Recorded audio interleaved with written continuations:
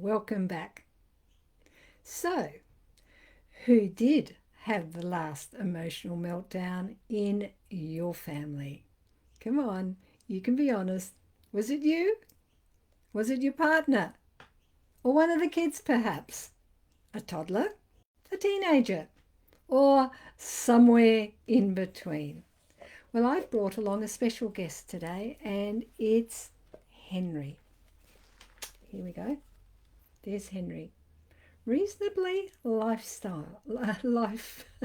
reasonably life size. So let's take a look inside the bony lid, the bony skull that keeps it all safe, and let's have a closer look at our brain. There it is.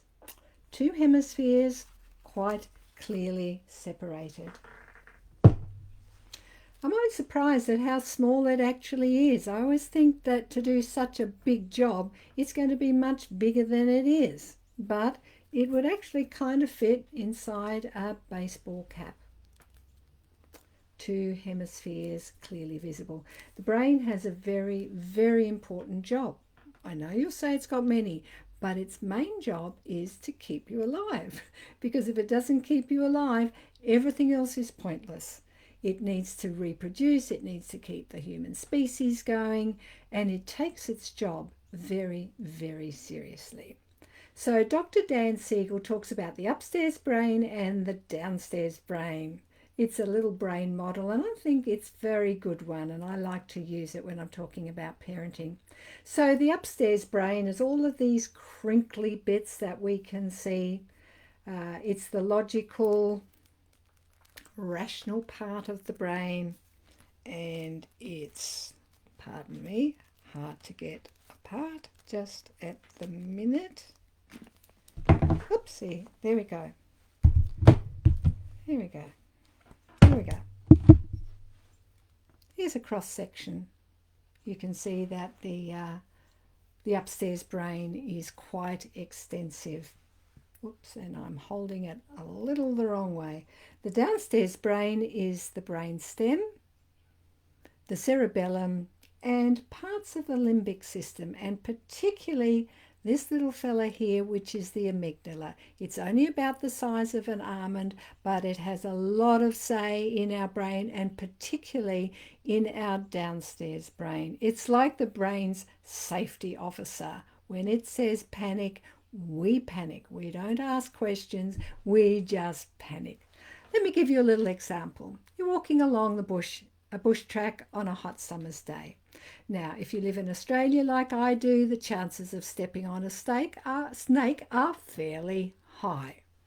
If you see a snake on the path, your brain will immediately go into fight, flight, or freeze reaction.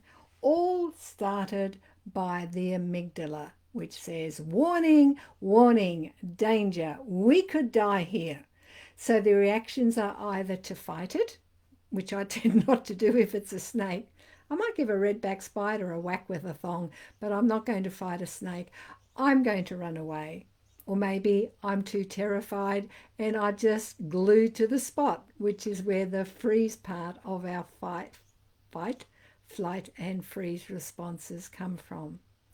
Now, if we pause just for a little while and give our upstairs brain time to come online, we might realize that it's actually not a snake. It's not moving, doesn't even have a head, certainly has no scales.